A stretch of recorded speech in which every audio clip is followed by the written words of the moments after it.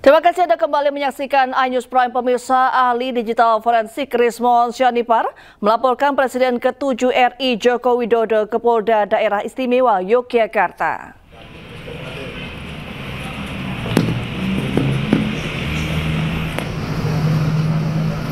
Ya, Selasa siang didampingi kuasa hukumnya, Rismon Syarnipar mendatangi Mapolda DIY guna melaporkan Jokowi atas dugaan penyebaran berita bohong soal dosen pembimbingnya saat kuliah di Universitas Gadjah Mada bernama Kasmujo.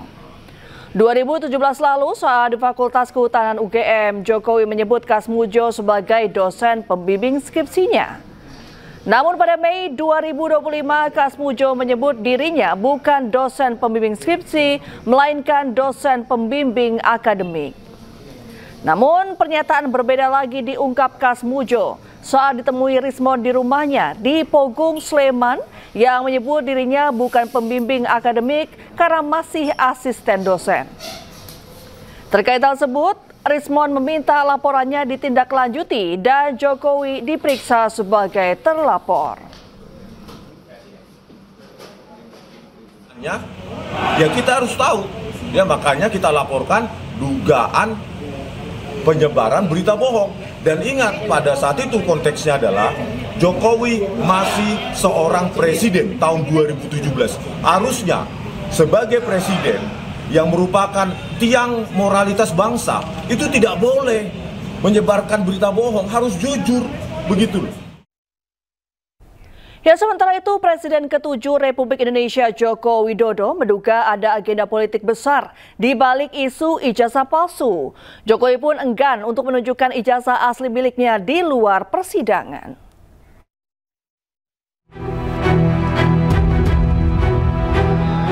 Adanya dugaan agenda politik besar di balik isu ijazah palsu yang dihembuskan Roy Suryo CS disampaikan Jokowi di kediamannya di Solo, Jawa Tengah.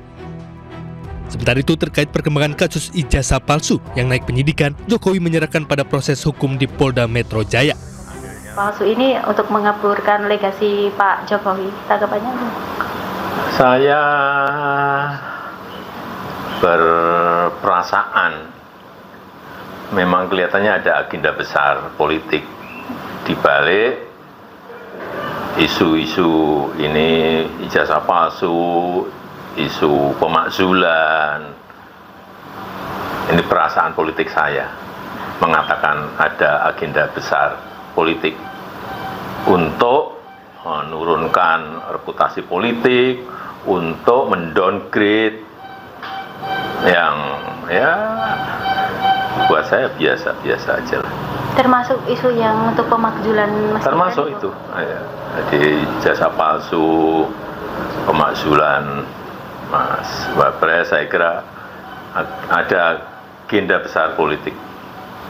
Dan ya, biasa aja, biasa. Selain itu, Presiden ke-7 RI Joko Widodo enggan untuk menunjukkan ijazah asli miliknya di luar persidangan. Tim Liputan iNews melaporkan. Ya, kita ke informasi selanjutnya, pemirsa. Mantan Mendikbudristek Nadiem Makarim telah selesai diperiksa Kejaksaan Agung sebagai saksi kasus dugaan korupsi pengadaan laptop dengan anggaran 9,9 triliun rupiah. Ya, Nadiem menjalani pemeriksaan selama 9 jam. Ya, usai diperiksa oleh Kejaksaan Agung, akhirnya Nadiem Makarim keluar dari Gedung Bundar. Ya, Nadiem selesai diperiksa sebagai saksi dalam kasus dugaan korupsi pengadaan laptop dengan anggaran 9,9 triliun rupiah. Pemeriksaan hari ini merupakan kali kedua Nadiem diperiksa. Nadiem pertama kali diperiksa pada Senin 23 Juni 2025. Usai diperiksa, Nadiem mengucapkan terima kasih kepada jaksa karena diberi kesempatan untuk menjelaskan perkara yang telah menyeret namanya itu.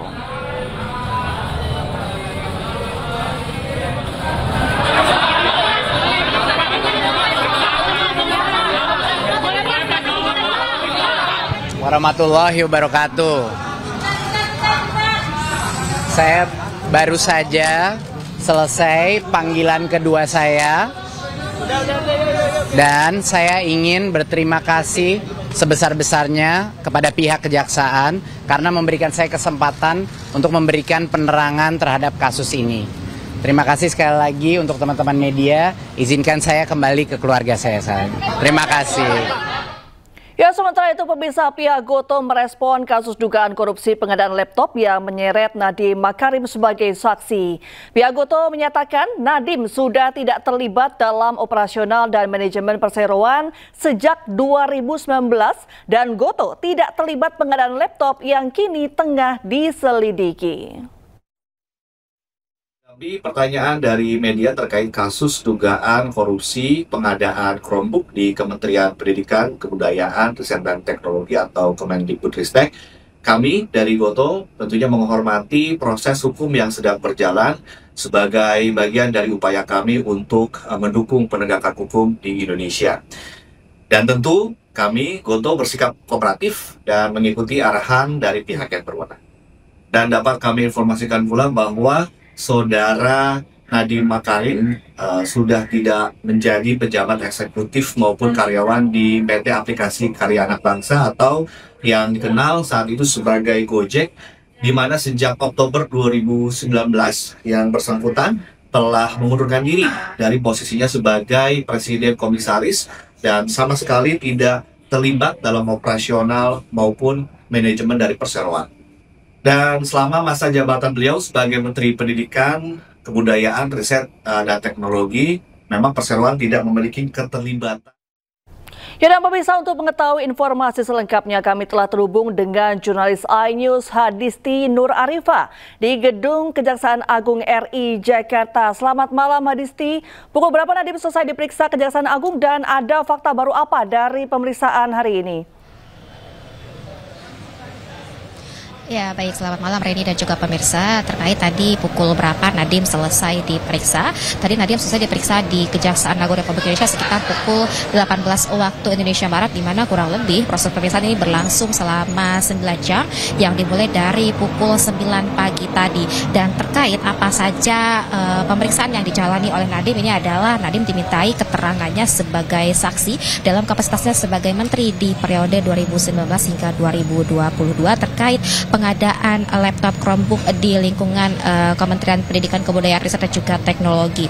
Nah, terkait pemeriksaan ini juga menjadi momen penting yang disebutkan oleh Kejaksaan Agung karena proses pemeriksaan terhadap Nadiem ini juga dilakukan setelah penggeledahan yang dilakukan oleh pihak Kejagung di perusahaan swasta PT Gojek atau Gojek Tokopedia maksud kami, yang mana dalam proses penggeledahan tersebut sejumlah barang bukti berupa dokumen dan juga bahan elektronik lainnya ini disita oleh pihak Kejagung. Dan inilah yang menjadi materi atau bahan pokok dalam pemeriksaan Nadiem pada hari ini maksud kami. Dan kemudian juga memang dari pihak Kejagung sendiri ini menduga adanya keterlibatan dari sejumlah pihak terkait adanya kajian teknis dalam menghadirkan alat bantu pendidikan berupa laptop Chromebook ini, di mana ini ada sangkut paut antara dugaan investasi Google pada perusahaan Gojek Tokopedia dalam memberikan rekomendasi atau juga proses pemilihan laptop Chromebook ini sendiri, karena dari sebelumnya daripada saat uji coba dari pihak Kemendikbudristek ini menyebutkan bahwa penggunaan Chromebook ini sendiri sebetulnya tidak menjadi kebutuhan atau tidak efektif begitu, namun justru pada tahun 2020 dari Kemendikbud ini mengubah kajian teknis dari penggunaan laptop yang tadinya harusnya menggunakan operasi standar Windows namun tiba-tiba berubah menjadi Chromebook. Nah, kemudian inilah yang memang menjadi bahan penyelidikan oleh pihak Kejagung sendiri. Memang ada sejumlah saksi yang diperiksa begitu selain Nadiem Makarim berupa staf khusus di Kemendikbudristek, kemudian juga tentunya dari perusahaan swasta Gotoh ini, dan dari pengadaan laptop ini mengeluarkan anggaran 9,9 triliun, namun belum disebutkan berapa total kerugian dan juga tersangka dalam kasus ini. Dan kami saat ini masih menunggu seperti apa nantinya informasi lebih lanjut dari Kejaksaan Agung Republik Indonesia. Reni. Baik, terima kasih Hadisti atas laporan Anda. Selamat bertugas kembali dan selamat malam. Ya pemirsa, sebelumnya Kejaksaan Agung telah mencegah Nadiem Makarim keluar negeri. Ya, Kejaksaan Agung juga telah menggeledah kantor Gotoh yang didirikan oleh Nadiem Makarim.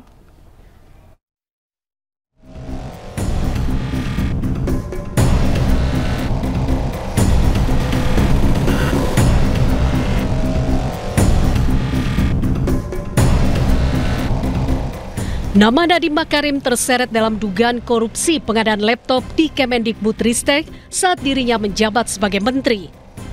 Tak tanggung-tanggung, kerugian negara akibat praktek haram tersebut senilai 9,9 triliun rupiah.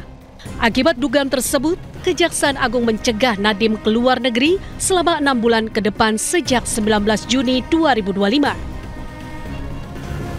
Tak hanya dicegah keluar negeri, Kejaksaan Agung juga menggeledah kantor Gotoh pada pekan lalu. Kantor yang didirikan oleh Nadiem Makarim tersebut digeledah untuk menemukan informasi terkait kasus yang menjerat Nadiem Makarim. Sebelumnya Nadiem Makarim juga pernah mengatakan jika dirinya akan kooperatif terhadap proses hukum yang berjalan, termaksud diperiksa jika diperlukan. Jejak Nadiem Makarim dalam kasus ini tercium sejak Kejagung memeriksa 3 orang mantan staf khusus Nadiem Makarim. 3 staf sus Nadiem Makarim yang diperiksa yakni Fiona Handayani, Ibrahim Arif, dan Yuri Stan. Dari keterangan mereka lah Kejaksaan Agung mengurai benang kusut kasus ini.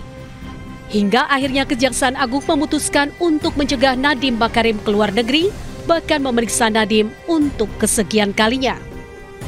Tim Liputan iNews melaporkan. Yang berbagai isu strategis dibahas Presiden Republik Indonesia Prabowo Subianto dengan Presiden Prancis Emmanuel Macron dalam jamuan makan malam. Informasinya usai jeda.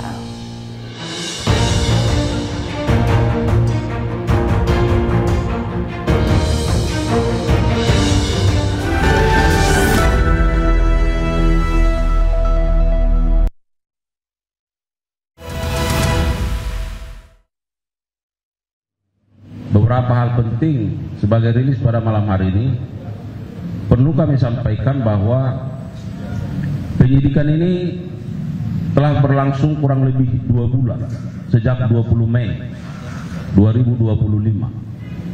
Penyidik terus secara maraton melakukan upaya-upaya bagaimana mengumpulkan bukti-bukti untuk membuat terang dari tindak pidana sebagai tujuan dari penyidikan itu sendiri. Perlu kami sampaikan bahwa penyidik sudah melakukan pemeriksaan setidaknya terhadap 80 orang saksi dan 3 orang ahli dari berbagai keahlian yang ada. Dan pada hari ini tentu ada beberapa orang yang juga dipanggil dan diperiksa secara maraton. Rekan-rekan media, bahwa penyidik dalam kurun waktu 2 bulan ini terus melakukan upaya-upaya mengumpulkan berbagai barang bukti, apakah yang bersifat dokumen maupun yang bersifat barang bukti elektronik dari berbagai tempat. Dan semua itu tentu dibaca, dianalisis, didalami setiap keterangan atau informasi yang ada di sana. Oleh karenanya, setelah dilakukan gelar perkara, maka penyidik pada hari ini memiliki kesimpulan-kesimpulan terkait dengan proses penyidikan ini. Oleh karenanya, rekan-rekan media, kita dengarkan bersama rilis yang akan disampaikan oleh Pak Direktur Penyidikan. Para Pak Direktur Penyidikan, kami silakan. Terima kasih. Assalamualaikum warahmatullahi wabarakatuh. Waalaikumsalam. Selamat malam, salam sejahtera, salam bahagia bagi kita semua. Yang saya hormati Pak Kapus Penkum beserta jajaran, yang saya hormati para Kapudit pada Direktorat Penyidikan, yang saya cintai dan saya hormati para wartawan yang pada malam hari ini hadir bersama kita. Pada malam hari ini saya ingin menyampaikan tentang perkembangan perkara dugaan tindak pidana korupsi pada Kementerian Pendidikan dan Budaya, Riset Teknologi atau Dikbudristek Republik Indonesia dalam program digitalisasi pendidikan tahun 2019 sampai dengan tahun 2022. Terkait dengan perkara tersebut, dapat saya sampaikan sebagai berikut. Bahwa pada tahun 2020 sampai dengan tahun 2022, Kementerian Pendidikan dan Kebudayaan, Riset dan Teknologi Republik Indonesia melaksanakan kegiatan pengadaan teknologi informasi dan komunikasi atau TIK untuk PAUD, SD, SMP, dan SMA dengan total anggaran keseluruhan 9,3 triliun.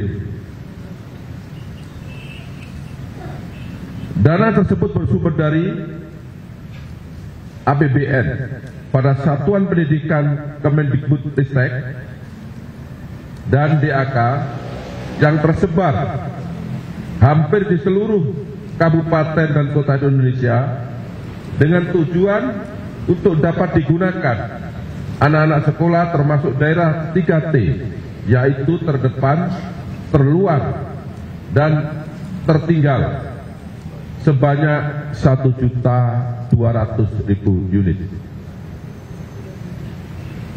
Dalam pelaksanaan pengadaan tersebut, SW selaku Direktur Sekolah Dasar, Direktorat Jenderal Pendidikan Anak Usia Dini, Pendidikan Dasar, dan Pendidikan Menengah pada tahun 2020 sampai dengan tahun 2021, sekaligus sebagai kuasa pengguna anggaran di lingkungan Direktorat Sekolah Dasar tahun 2020 sampai dengan 2021 bersama-sama dengan MUL selaku Direktur SMP, kemudian JT selaku Staf Khusus Menteri dan IPAM selaku konsultan teknologi di Kemendikbudristek telah melakukan perbuatan melawan hukum,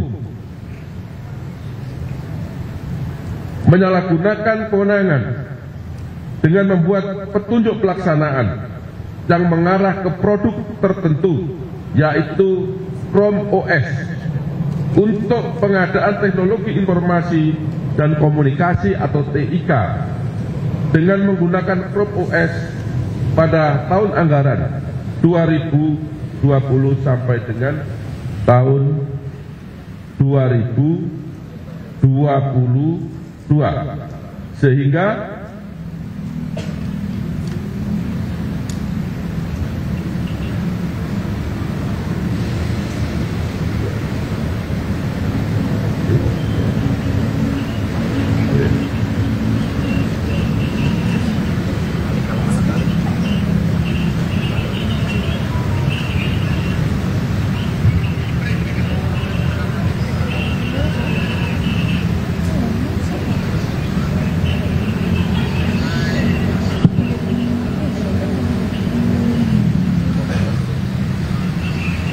merugikan keuangan negara, serta tujuan pengadaan TIK untuk siswa sekolah tidak tercapai karena Chrome OS banyak kelemahan untuk daerah 3T, yaitu daerah terdepan, terluar, dan tertinggal. Adapun perbitan SW dan MUL dapat disampaikan sebagai berikut. Yang pertama, DS selaku Staf Khusus Menteri Pendidikan Kebudayaan sejak tanggal 2 Januari 2020 sampai dengan 20 Oktober 2024. Pada bulan Agustus 2019 bersama-sama dengan NAM, Fiona, membentuk grup WhatsApp bernama Mas Menteri Kortem yang sudah membahas mengenai rencana pengadaan program digitalisasi pendidikan di Kemendikbud Ristek. Dan apabila nanti 6 diangkat sebagai Menteri Kemendikbud Ristek. Kemudian pada tanggal 19 Oktober 2019, 6 diangkat sebagai Menteri di Kemendikbud Ristek. Pada bulan Desember 2019, JS mewakili 6 membahas teknis pengadaan TIK menggunakan Chrome OS dengan Yeti Kim dari Pusat Studi Pendidikan dan Kebijakan atau PSPK. JS menghubungi IBAM dan Yeti Kim untuk membuatkan kontrak kerja untuk Ibrahim Arif sebagai pekerja PSPK yang bertugas menjadi konsultan teknologi di warung teknologi pada Kementerian Mendikbud Ristek yang akan membantu program TIK Kemendikbud Ristek dengan menggunakan Chrome OS. JS selaku staf khusus Menteri bersama Fiona memimpin rapat-rapat melalui Zoom meeting, meminta kepada SW selaku Direktur SD, kemudian Mul selaku Direktur SMP, kemudian IBAM yang hadir pada saat rapat meeting agar mengadakan TIK di Kemendikbud Ristek dengan menggunakan Chrome OS, sedangkan staf khusus Menteri seharusnya tidak mempunyai kewenangan dalam tahap perencanaan dan pengadaan barang dan jasa terkait dengan Chrome OS. Pada bulan Februari dan April 2020, 6 bertemu dengan pihak Google, yaitu William dan Putri Ratu Alam, membicarakan pengadaan TIK di Kemendikbud Ristek.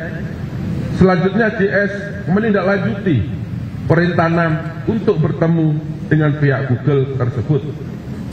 Kemudian membicarakan teknis pengadaan TIK di Kemendikbud Ristek dengan menggunakan Chrome OS.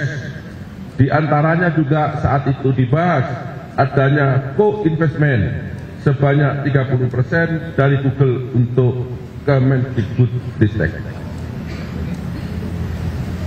Selanjutnya, JS menyampaikan co-investment 30% dari Google untuk Kemendikbud Ristek dalam rapat-rapat yang dihadiri oleh Hamid Muhammad selaku Sekretaris Jenderal Kemendikbud Ristek, SW, Direktur SD, dan Mul, Direktur SMP di Kemendikbud Ristek, dan menyampaikan apabila program Kementek tahun 2022 menggunakan Chrome OS.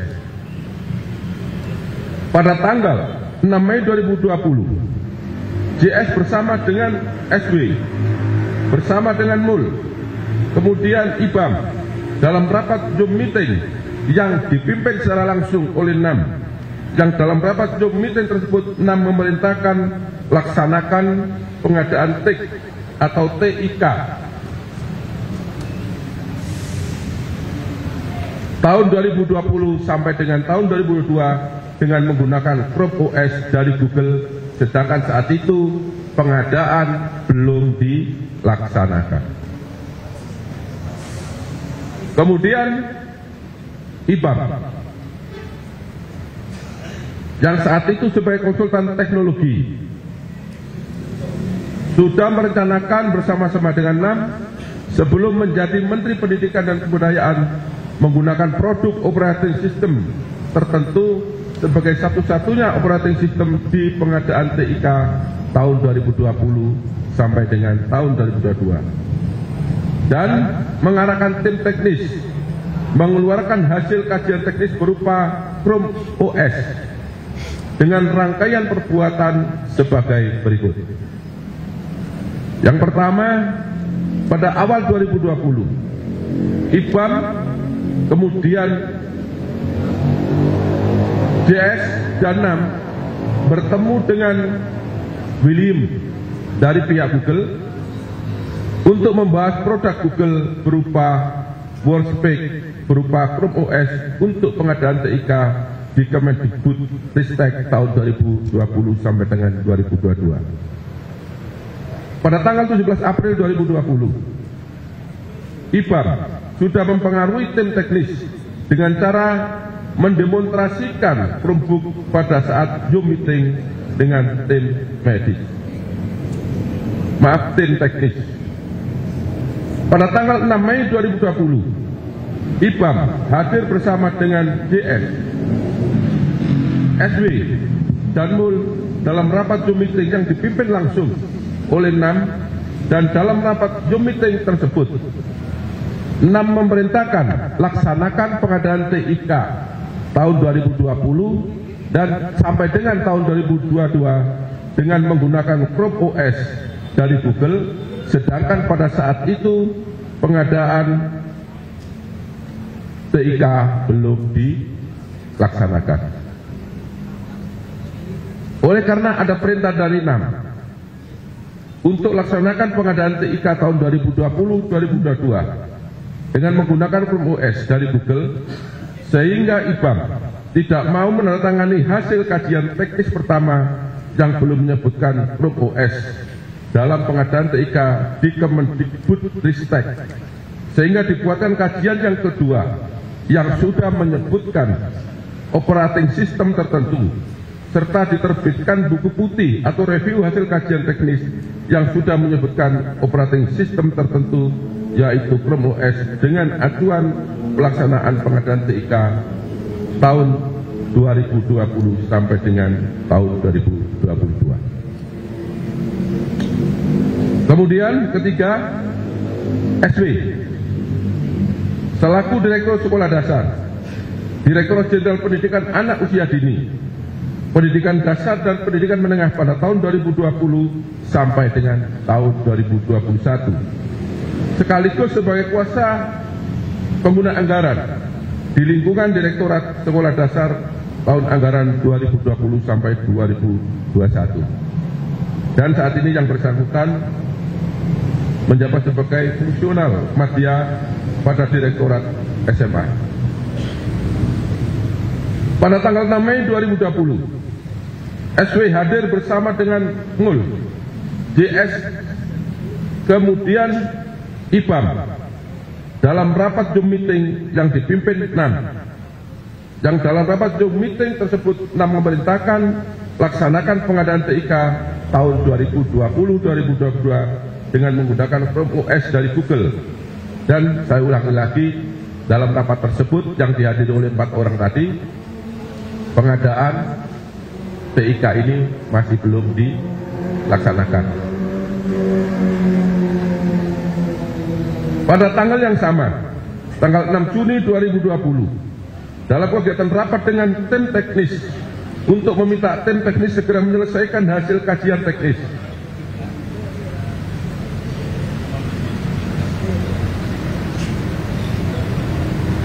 yang kedua, dan memerintahkan menggunakan Chrome OS dari Google. Sedangkan sekali lagi saya ulangi, saat itu proses pengadaan juga belum dilaksanakan.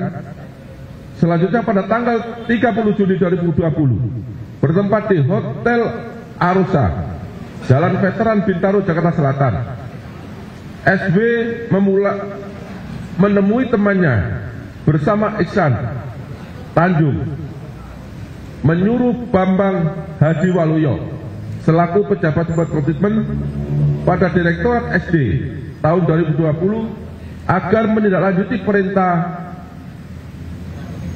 NAM untuk memilih pengadaan TIK dengan operating system Chrome OS dengan metode e-katalog.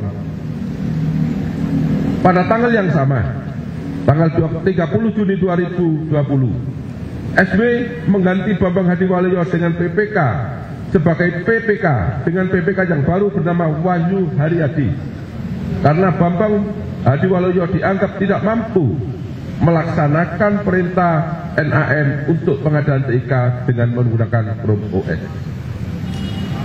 Pada tanggal yang sama, 30 Juni 2020, sekitar jam 22.00 WIB, Wahyu Haryadi menindaklanjuti perintah SW untuk segera klik setelah bertemu dengan Indra Nugraha, yaitu pihak penyedia dari PT Bhinneka Mentari Dimensi, bertempat di Hotel Arusa untuk mengadaan TIK tahun 2020 dengan menggunakan Chrome OS. Bahwa SW memerintahkan Wahyu Haryadi selaku PPK untuk mengubah metode e-katalog menjadi sistem informasi pengadaan sekolah dan membuat petunjuk pelaksanaan bantuan pemerintah pengadaan TIK di Kemendikbudristek untuk sekolah dasar sebanyak 15 unit laptop dan konektor 1 unit per sekolah dengan harga Rp88.250.000 dari dana transfer Satuan Pendidikan Kemendikbudristek. Selanjutnya SW membuat petunjuk pelaksanaan atau juklak tahun 2021 untuk pengadaan tahun 2021 sampai dengan tahun 2022 yang mengarahkan Chromebook OS untuk pengadaan teknologi informasi dan komunikasi atau TIK dengan menggunakan Chrome OS. Yang keempat, Saudara Mul selaku Direktur Sekolah Menengah Pertama pada Direktorat Jenderal Pendidikan Anak Usia Dini, Pendidikan Dasar, Pendidikan Menengah pada tahun 2020 sampai dengan 2021, sekaligus sebagai kuasa pengguna anggaran di lingkungan Direktorat Sekolah Menengah Pertama tahun anggaran 2020 sampai dengan tahun 2021, menindaklanjuti perintah NAM untuk mengarahkan pengadaan TIK menggunakan Chrome OS kepada pejabat pembuat komitmen dan pihak ketiga, yaitu penyedia. Adapun perbuatan tersebut dilakukan oleh MUL dengan cara sebagai berikut. Pada tanggal 30 Juni 2020, pada pukul 22.00 waktu Indonesia bagian Barat, bertempat di Hotel Arosa, Jalan Veteran Bintaro, Jakarta Selatan, memerintahkan Harnowo Susanto selaku pejabat pembuat komitmen pada Direktorat Sekolah Menengah pada tahun 2020 untuk mengklik pengadaan TIK tahun 2020 dengan diarahkan ke satu penyedia, yaitu PT Bhinneka Mentari Dimensi dengan menggunakan Chrome OS.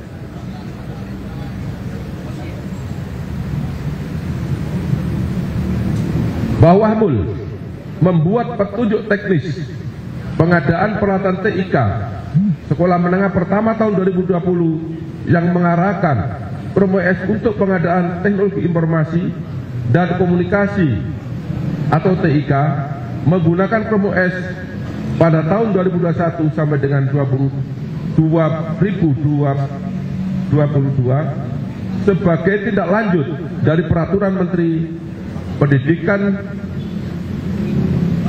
Nomor 5 tahun 2021 yang dibuat oleh NAM selaku Menteri. Bahwa dalam pelaksanaannya pengadaan TIK di Kemendikbudristek tahun 2020 sampai dengan 2022 yang bersumber dari dana APBN Satuan Pendidikan Kemendikbudristek dan dana DAK yang seluruhnya berjumlah 9.645.245.000 rupiah dengan jumlah sebanyak 1.200.000 unit Chromebook yang semuanya diperintahkan oleh NAM menggunakan pengadaan laptop dengan software Chrome OS, namun Chrome OS tersebut dalam penggunaannya untuk guru dan siswa tidak dapat digunakan secara optimal karena Chrome OS sulit digunakan khususnya bagi guru dan siswa pelajar. Perbuatan tersebut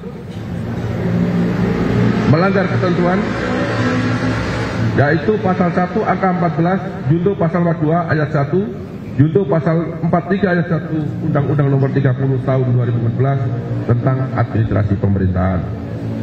Kemudian pasal 131 Undang-Undang Nomor 1 Tahun 2022 tentang hubungan keuangan antara pemerintah pusat dan pemerintah daerah. Dan ada beberapa ketentuan lain yang dilanggar yang tidak saya sebut satu persatu.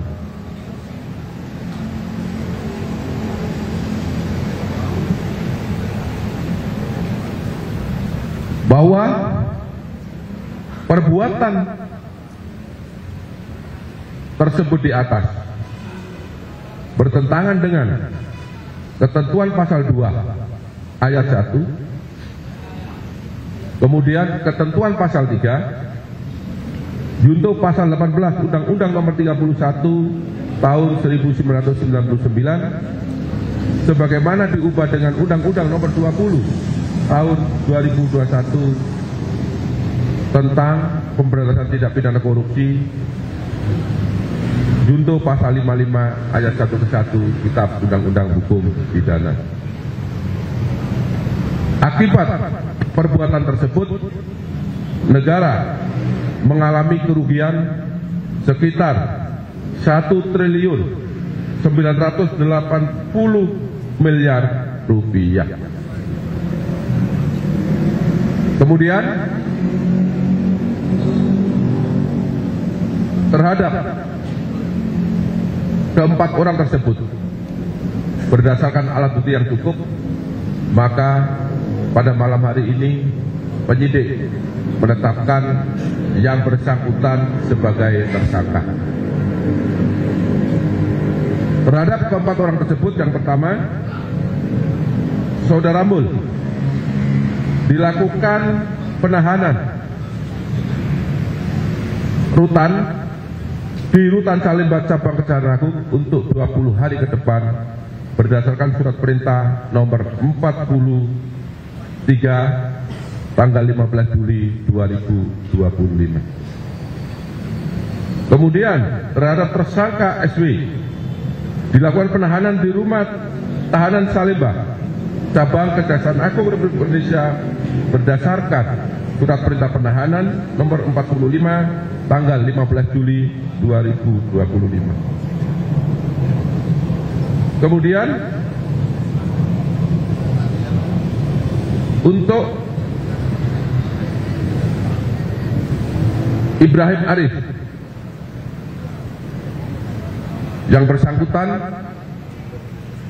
dilakukan penahanan kota karena berdasarkan hasil pemeriksaan dokter yang bersangkutan mengalami gangguan jantung yang sangat kronis, sehingga berdasarkan rapat penyidik yang bersangkutan tetap dalam penahanan untuk tahanan kota dengan surat perintah penahanan nomor 44 tahun 2025 tanggal 15 Juli 2025. Demikian yang dapat saya sampaikan. Apabila ada kata-kata yang kurang berkenan, ada kata-kata yang kurang dipahami dan dimengerti, saya mohon maaf dan saya akhiri. Wabillahi taufiq wal hidayah. Wassalamualaikum warahmatullahi wabarakatuh. Waalaikumsalam warahmatullahi wabarakatuh. Baik, rekan-rekan media, sebagai penegasan yang pertama bahwa kita sudah mendengar perencanaan terhadap program digitalisasi pendidikan ini sudah dilakukan jauh-jauh hari sebelum periode tahun anggaran 2020-2022 ya. Bahkan sudah direncanakan sebelum yang bersangkutan masuk di kabinet. Yang kedua, bahwa terkait dengan kerugian keuangan negara, bahwa 1,9 triliun merupakan perkiraan sementara yang dilakukan oleh penyidik, dan tentu ke depan terhadap perhitungan kerugian keuangan negara ini akan terus dilakukan.